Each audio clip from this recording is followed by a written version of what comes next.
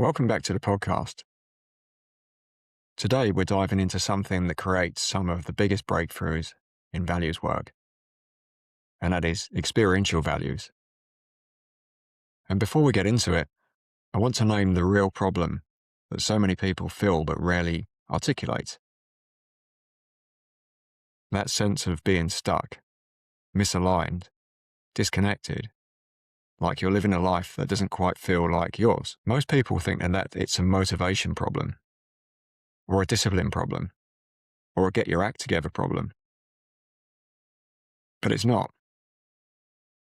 It's a values misalignment. And today I'm going to share some reflections from a workshop I ran recently, because the insights that came out of that room were powerful, emotional, and deeply human. Let's get into it. In episode 1, we explored meta values, the big chunks of your life that your behaviour already shows you care about. Not the values you wish you had, not the ones you think you should have, but the ones your life currently reflects.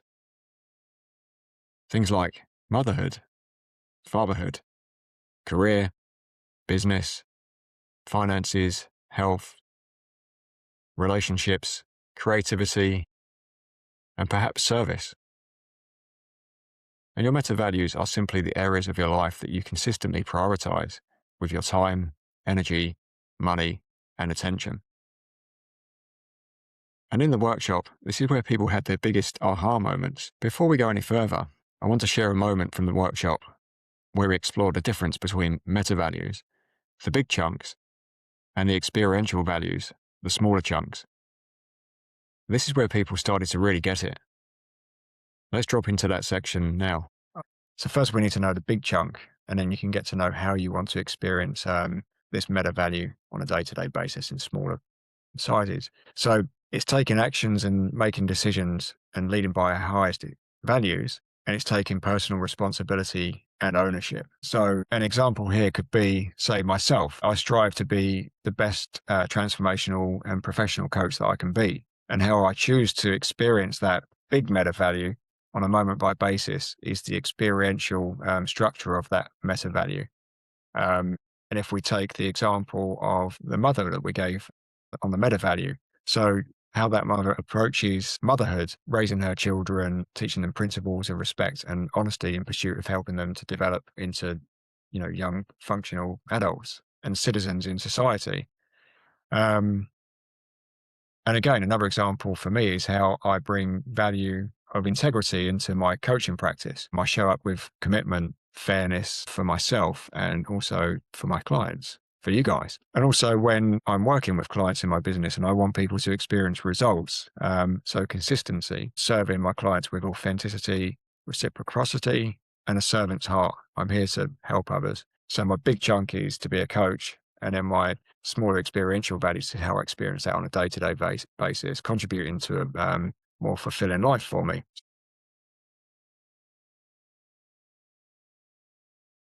Welcome back. That's the bridge. The big chunk and the smaller chunk working together. What I love about this moment is how clearly it shows the relationship between the big chunk, your meta value, and the smaller chunks, your experiential values. Your meta value is the why, and your experiential values are the how. And when you understand both, life becomes more fulfilling because you're not just chasing a concept, you're actually living it. So here's a reflection for you right now. What's one big value you hold?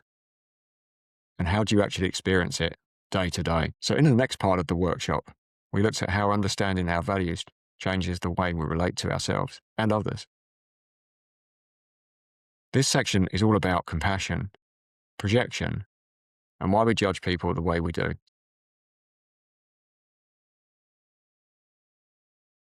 So this is about showing compassion to yourself. Yes, I think we had that comment earlier. So yeah, showing compassion to yourself and others.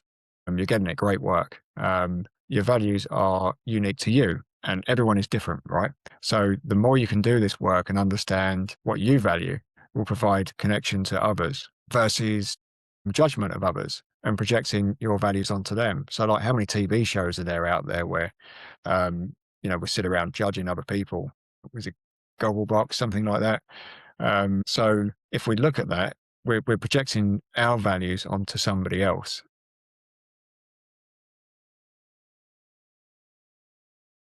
This is where values work becomes relational, not just personal.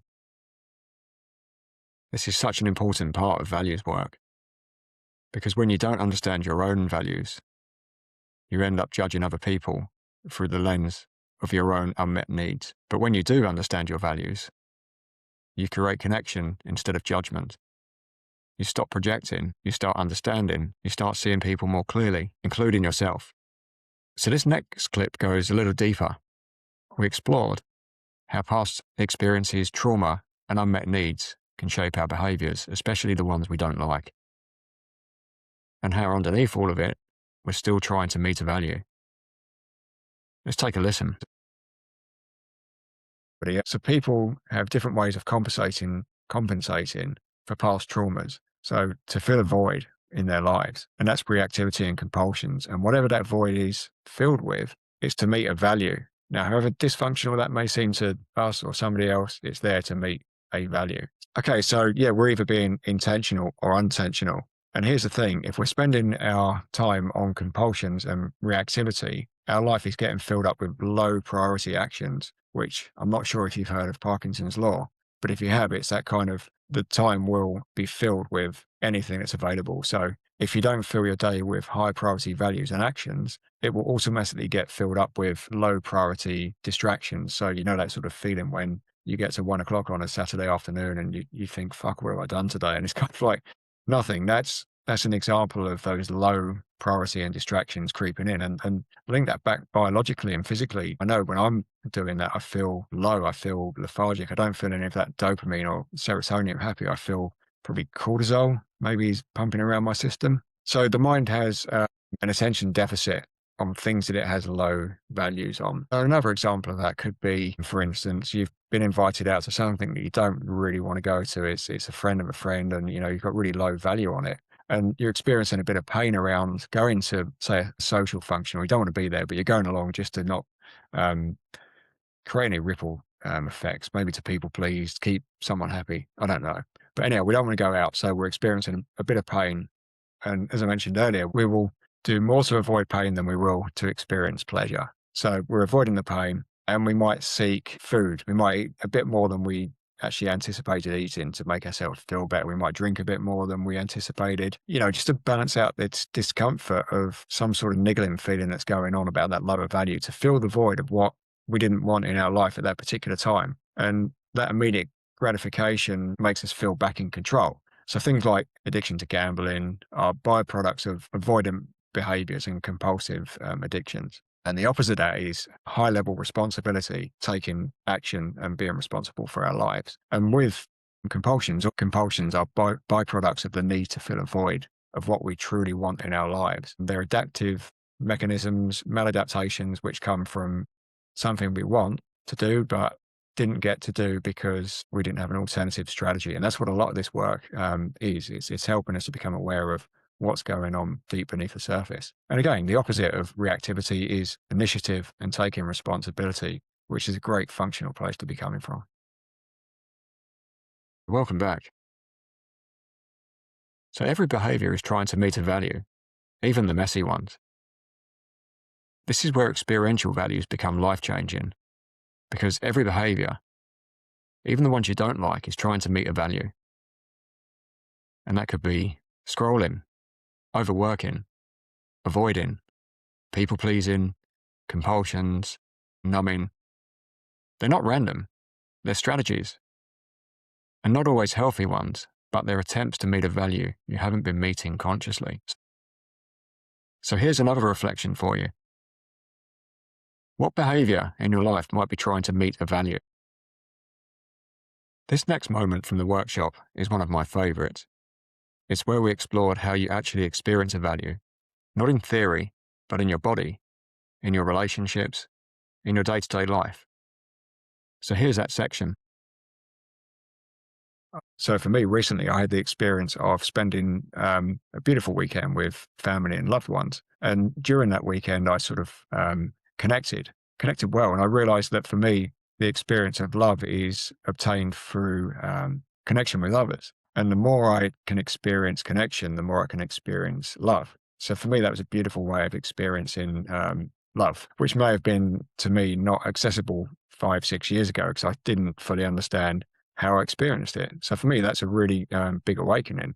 And I'm sure that many of you are going to get some big awakenings as you go deeper into this work too. So welcome back. So this is where values becomes felt, not just understood. And this moment is beautiful because it shows how experiential values reveal the texture of your life. Your meta value might be love, but the way you experience love might be through connection, or presence, or quality time, or physical touch. And once you know that, you can intentionally create more of it instead of hoping it happens by accident. And finally, this part of the workshop looks at the relationship between your conscious values and your unconscious values, and why your unconscious always wins. This explains so much about why we feel stuck. So let's drop into that clip. So, every human being has a conscious and unconscious mind, and what we think about consciously will only manifest itself in our lives if it becomes part of our unconscious mind. And this is really important. So maybe write this down. So if we do something long enough or for long enough, it becomes part of our unconscious mind. So think about going to the gym and getting the habit of going to the gym, then dropping out, or not eating sugar and then eating sugar again, then stopping again, or saving money, but then spending money when the goal is to save money. So we have conscious and unconscious. So the values that are important to the unconscious will always override the values of the conscious mind.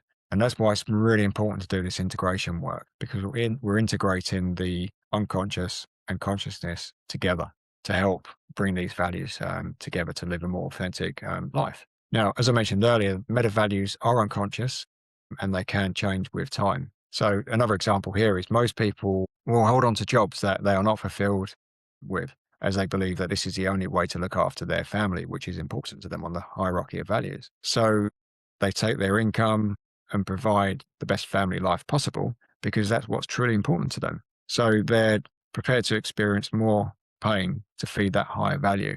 And because of this lack of development in the belief system, while living in this place of scarcity and thinking, I can't leave this job, I can't take care of my family, which is a high value, they remain stuck. And as long as they can't find a better way of bringing the consciousness unconscious, they're going to stay stuck. And it feels like there's no choice because that job gives them an outcome about meeting a meta value that's high up on that hierarchy. And there's nothing wrong with that. It's just how the value hierarchy is structured for many people. So to start with, we're looking at what is the meta value first, and we look at the experiential values later on. So it's what is highest on our values is our mission, our why. It's the most important thing, our chief aim of our lives. And the highest value creates the most meaning and purpose and fulfillment in our lives. So as I sort of go through this, maybe grab a pen or have a think about as we break out and go into breakout rooms later on, start to write down what you feel is most important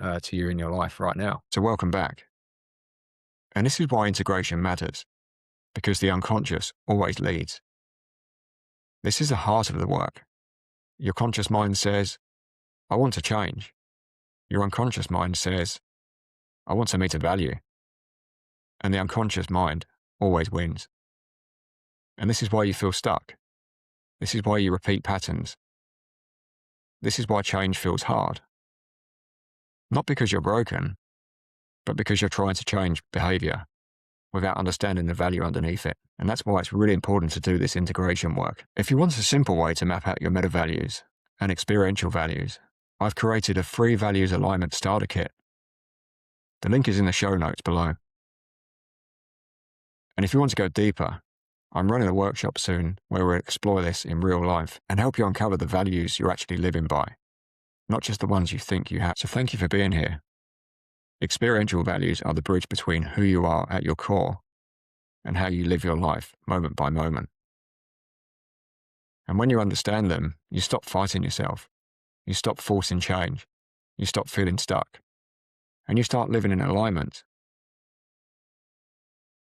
And in part 3 of this series, we're going to explore how to integrate your values into your decisions, your habits, your relationships, and your daily life, so you can create real, sustainable change.